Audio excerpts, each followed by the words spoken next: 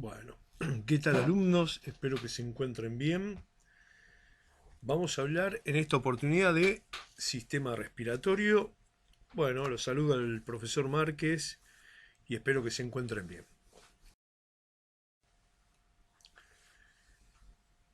En primer lugar, vamos a mencionar los órganos que forman el sistema respiratorio. Fíjense que los tienen anotados ahí al lado para no confundir con otros nombres que sí tiene la imagen de la derecha. Entonces, el orden de los órganos tiene que ver con el recorrido del aire que ingresa por las fosas nasales, luego circula por la faringe, laringe, tráquea, desciende por la tráquea y se divide la tráquea en dos bronquios que van a ingresar cada una a un pulmón, pulmón derecho y pulmón izquierdo. Muy bien, estos son los órganos del sistema respiratorio. Fíjense que del lado del pulmón derecho, recuerden que es una persona que está delante nuestro, o sea que lo que vemos a la izquierda de la imagen en realidad es derecha. Entonces acá lo que estoy marcando con láser, el pulmón derecho, está parcialmente cubierto por las costillas, que son lo que protegen al pulmón. Y en la base de los pulmones, de color rojo, se encuentra el músculo diafragma, que no es un músculo respiratorio, es un accesorio que interviene en la respiración. Ya hablaremos de él con mayor profundidad. Bueno, fíjense en esta imagen, es un corte sagital, es parte de la cabeza cortada al medio. Acá la persona está mirando hacia la izquierda, como para que ustedes se ubiquen. Bien, y tenemos en la parte externa la nariz, que es osteocartilaginosa, porque tiene una parte ósea, el hueso nasal, y una parte cartilaginosa, que tiene dos orificios de entrada que se llaman narinas, que es por donde va a ingresar el aire. Acá donde está la flecha roja es por donde ingresa el aire, y va a recorrer las fosas nasales, que son dos canales alargados, como dice el texto, con sentido antero-posterior, o sea, de adelante hacia atrás se extienden. En su interior, las fosas nasales tienen tres repliegues, tres salientes llamados cornetes. Fíjense ahí la imagen, los nombra: cornete superior, medio e inferior, que limitan unos espacios que se llaman meatos. Bien, ahora vamos a ver para qué sirven. Fíjense, para ubicarnos, acá en la parte inferior se encuentra el paladar, paladar óseo y paladar blando hacia atrás. Por lo tanto, debajo del paladar está la boca, ¿no? Digamos, sí, la boca, la cavidad oral. Bien, cuando el aire ingresa hacia las fosas nasales, en las fosas nasales se calienta, se humidifica y se purifica. Cuando ingresa el aire por las fosas nasales, hace una especie de turbulencia en estos repliegues que se llaman cornetes. Y esta turbulencia hace que aumente el roce del aire con los cornetes, hace que aumente la temperatura del aire. Esto es muy importante en invierno, sobre todo cuando inspiramos y hace mucho frío, para que no ingrese al resto de las vías respiratorias en los pulmones el aire tan frío. Pero además se humidifica, o sea, se llena de humedad, hay una gran cantidad de vasos sanguíneos en el interior de las fosas nasales, por eso están de color rojo. Pero además de eso, está cubierto por moco, por mucus, y bueno, eso hace que se humidifique el aire. Y además, las partículas de polvo que hay en el aire, algunas quedan atrapadas entre los pelos que se encuentran en la nariz, las más grandes, y las más pequeñas que logran atravesar esta red de pelos van a quedar pegadas en el moco que se encuentra en el interior de las fosas nasales. Después ese moco lo vamos a deglutir, o sea, lo vamos a tragar sin darnos cuenta, por suerte, Y bueno, después en el estómago con el ácido clorhídrico y todo, si hay algún patógeno, va a ser destruido. Y además las partículas del polvo evitamos de esta manera que ingresen a los pulmones, porque si no nuestros pulmones serían dos sacos de tierra, ¿no es cierto? Así que miren bien esta imagen que está buena para entender un poquito.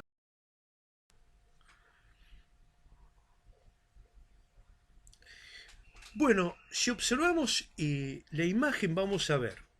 Vamos primero a la primera imagen, la de la izquierda, ¿no? Fíjense, es el mismo corte sagital. Fíjense, una flecha celeste o azul, que es el recorrido del aire. Ingresa por las fosas nasales, ¿no es cierto? Va hacia la pared posterior, la faringe, y va a ir hacia las vías respiratorias.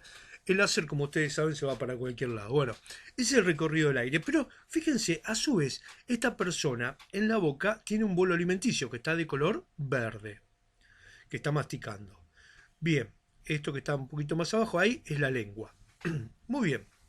Y acá hay una especie de dedo que se va hacia arriba, a ver si lo pueden ver, disculpen, que se llama epiglotis. Muy bien.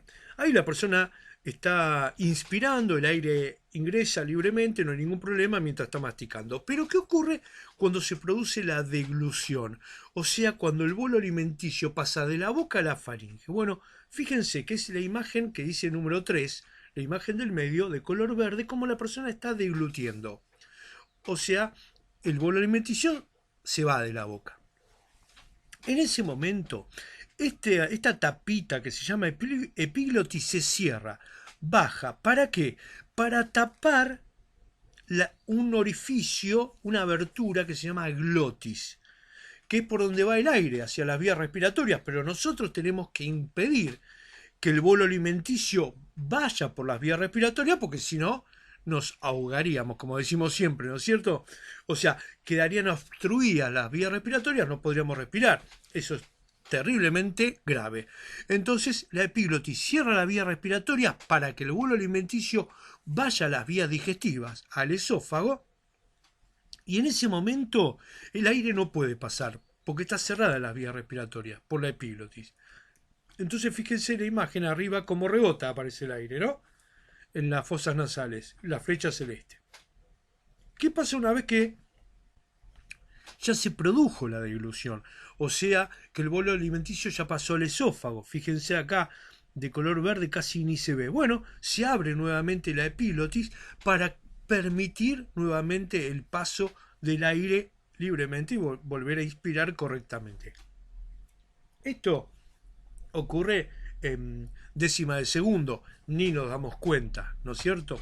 Las personas muy mayores pierden esta regulación de la epiglotis, que está regulado por el sistema nervioso autónomo. Uno no es consciente de esto, no es voluntario el movimiento, entonces por eso tienen problemas que que la comida a veces pasa hacia la vía respiratoria y empiezan a toser, ¿no es cierto? Y los niños también.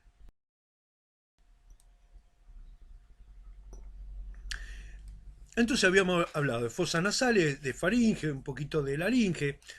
La laringe me olvidé de comentar, también es el conducto donde se encuentra el aparato de la fonación, o sea, las cuerdas vocales. Bueno, acá vemos la tráquea. Fíjense en la imagen de la derecha.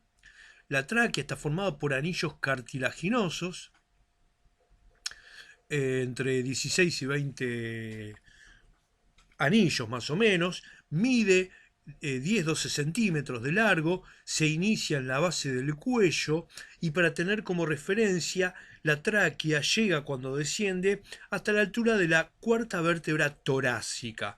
Es para tener como referencia, es muy importante la cuarta vértebra torácica por varias cosas. Hasta ahí.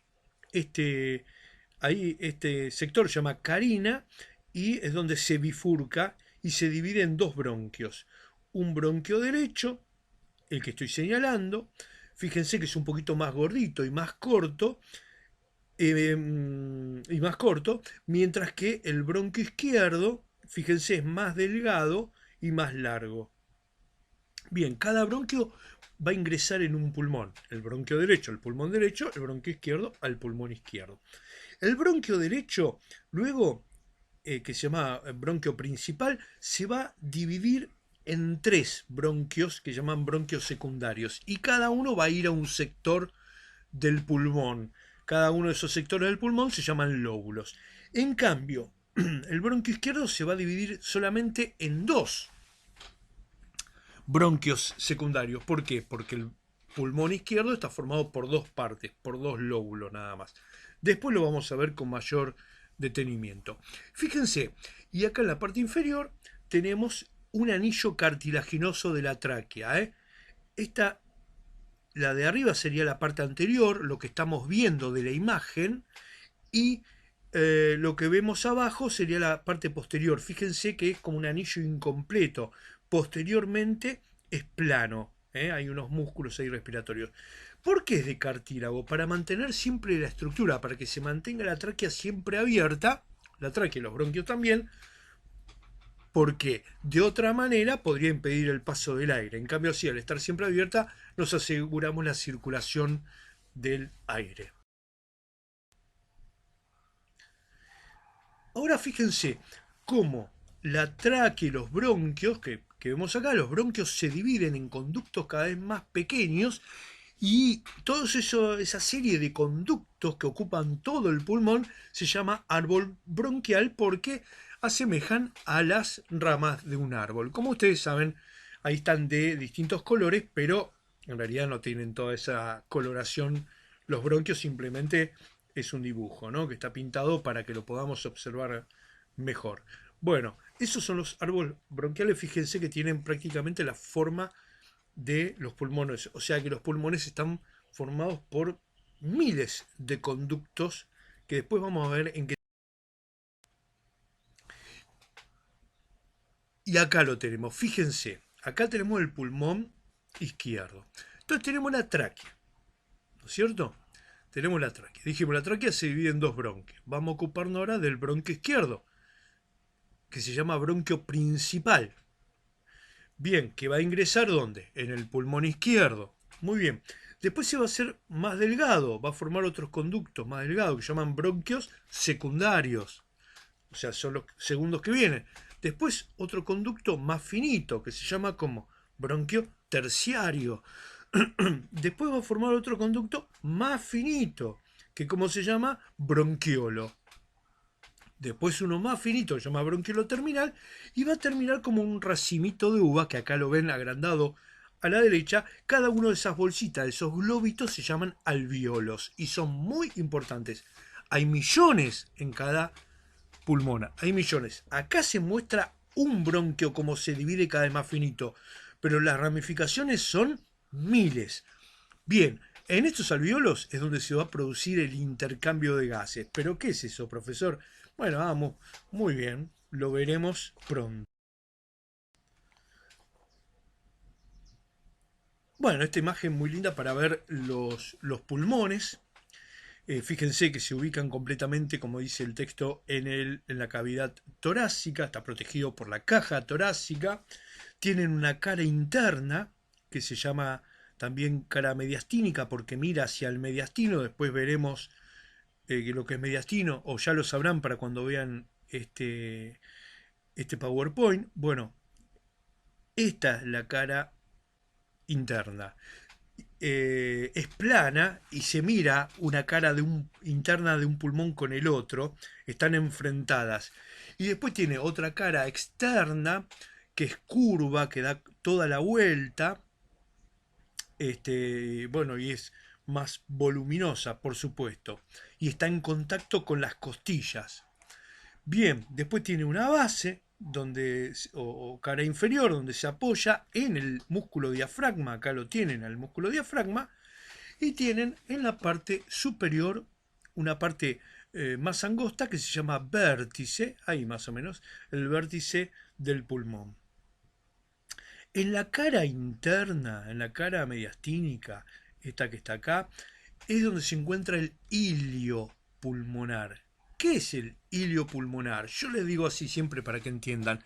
Es la puerta del pulmón.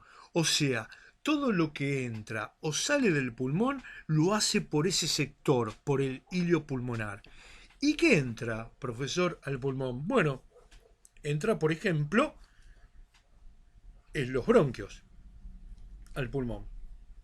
Entra, por ejemplo, la arteria pulmonar y la bronquial. ¿Y qué sale? Y bueno, sale la sangre de la vena pulmonar y de la vena bronquial, etcétera. Así que la puerta del pulmón se llama hilio pulmonar y se encuentra en la cara interna de cada pulmón. Y acá tenemos en esta imagen cómo se divide cada pulmón. Fíjense, el pulmón derecho, que es más grande, ahora le voy a decir por qué, se divide en tres partes que se llaman lóbulos.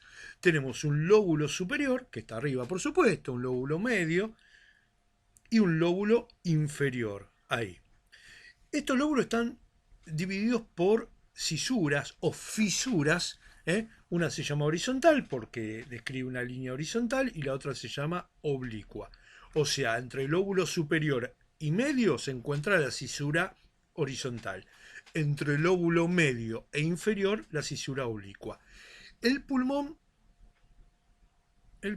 izquierdo es más pequeño. ¿Por qué es más pequeño? Porque se encuentra el corazón desplazado hacia ese lado. Fíjense, acá donde dice escotadura cardíaca, ahí es donde se ubica el corazón, por eso es un poquito más pequeño. Como es más pequeño, el pulmón izquierdo tiene dos lóbulos nada más, uno superior y uno inferior, divididos por una sola cisura o fisura, que es la fisura oblicua. Estas son las partes de cada pulmón. Sigamos. Muy importante saber que hay una membrana serosa, llamada pleura, que tiene dos hojas. La pleura protege al pulmón, sobre todo en su desplazamiento en los movimientos respiratorios. Bien, hay una pleura llamada visceral que se aplica sobre la víscera, o sea, sobre el mismo pulmón. Víscera significa órgano blando. Bien, y hay otra pleura llamada parietal que se aplica sobre las paredes, de ahí viene la palabra parietal, las paredes internas de la caja torácica. Entonces, en los movimientos respiratorios de agrandarse y achicarse el tamaño del pulmón, una pleura se desliza sobre la otra. Por eso la protección. Además, entre estas dos hay un espacio despreciable, un espacio virtual que contiene líquido que hace la veces de lubricante para evitar la fricción en estos movimientos. En la imagen superior de la derecha tienen el racimo de uvitas ese que son los alveolos pulmonares. Fíjense que están asociados a vasos sanguíneos, esos que se ven de azul y de rojo. Bien, y a la izquierda, en la parte inferior, tienen de celeste, se ve ahí, un alveolo pulmonar. Una de esas bolillitas, una uvita, digamos, ¿no? Y de rojo, fíjese, un vaso sanguíneo que lo está rodeando. Bueno, ¿qué ocurre acá? Ocurre un fenómeno llamado hematosis. Bien, ¿qué es hematosis? Es un intercambio de gases. O sea, el oxígeno que ingresa por las vías respiratorias hasta los pulmones va a pasar de los alvéolos a la sangre. ¿Ven cómo pasan las flechitas hacia la sangre? Se me fue ahí. Bien, y acá la sangre se oxigena y pasa a llamarse sangre oxigenada. A su vez, la sangre trae de todas las células del cuerpo dióxido de carbono. Ese dióxido de carbono le sobró a las células y se lo dio a la sangre para llevarlo a los alvéolos. Entonces la sangre le entrega a cada alvéolo dióxido de carbono, como vemos en la imagen. Fíjese, de la sangre pasa el dióxido de carbono hacia el alvéolo. ¿Para qué? Porque ese dióxido de carbono lo vamos a eliminar en la expiración, en la exhalación, o sea, en la salida del aire. Este fenómeno se llama hematosis a nivel alveolar. Lo que comúnmente llamamos respiración en realidad se llama ventilación, que es la entrada y salida del aire. Y está formado por dos movimientos respiratorios. Uno es la inspiración, que es la entrada del aire hacia los pulmones, donde los pulmones aumenta su tamaño y aumenta el tamaño de la caja torácica. Se contrae el diafragma para permitir el aumento de tamaño de la caja torácica, por lo tanto la entrada del aire. Y la expiración es lo contrario, el movimiento contrario, es la salida, la eliminación del aire, donde los pulmones disminuyen su volumen, su tamaño, y también la caja torácica, ¿no? Se relaja el diafragma, se relajan los músculos intercostales y eso permite la salida del aire. Estos movimientos respiratorios: inspiración, entrada, expiración. Bueno, hablando de los ciclos respiratorios, normalmente una persona realiza entre 16 y 20 movimientos respiratorios. Estoy hablando de un adulto joven en reposo, ¿no? Entre 16 y 20 movimientos respiratorios. Un movimiento respiratorio es inspiración más expiración, ¿no? Bien. Entonces el volumen pulmonar aumenta y disminuye con la expansión y contracción de la cavidad torácica, ¿no? Normalmente el volumen de aire que se moviliza es de medio litro, 0,5 litros o 500 mililitros, como dice acá el cuadro donde dice respiración en reposo. Eso es lo que entra y sale normalmente de aire. Durante la inspiración, que dura aproximadamente 2 segundos, la caja torácica se expande, como dijimos, mediante la contracción del diafragma, de la cavidad abdominal, etc. Esto aumenta la presión negativa que hay dentro del tórax y que induce la insuflación pulmonar, o sea, la entrada del aire. Mientras que, por el contrario, durante la expiración, que dura aproximadamente 3 segundos, un poquito más, la caja torácica se achica por la relajación del diafragma, los músculos intercostales, la contracción del músculo recto del abdomen, bueno, etc. Cuando la ventilación es enérgica, la fuerza ventilatoria adicional la brindan los músculos abdominales, que empujan el contenido abdominal contra el diafragma. En este contexto, el volumen que se puede inspirar por encima de lo corriente es de unos 3 litros, como dice ahí la imagen, 3000 mililitros, que es el volumen de una inspiración profunda. Mientras que en similar circunstancia, ¿no? El volumen adicional de aire que se puede expirar, o sea, que se puede eliminar forzadamente, eh, es de 1,1 litros de aire, 1100 mililitros, cuando expiramos todo lo posible. Y al volumen de aire que normalmente no sale de los pulmones, luego de una expiración forzada, o sea, expiramos forzadamente, pero siempre queda algo de aire, es 1,2 litros o 1200 mililitros, como dice la imagen ahí en el cuadro, ¿no? Entonces, ¿qué cantidad de aire entra y sale normalmente? Medio litro. ¿Estamos? Bueno, les mando un abrazo grande. Se hizo larguísimo este PowerPoint. Bueno, espero que estén bien. Gracias.